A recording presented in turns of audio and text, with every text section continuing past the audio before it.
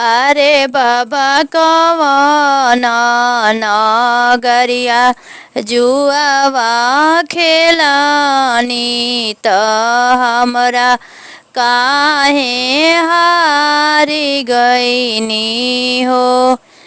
अरे बाबा कवन नगरिया जुआवा खेलानी त काहे हमके हार गईनी हो।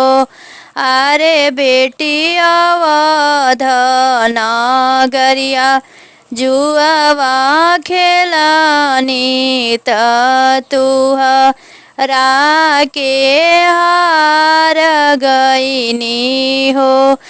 अरे पापा तवा पतोहिया काहे ना हरनी त काहे हमके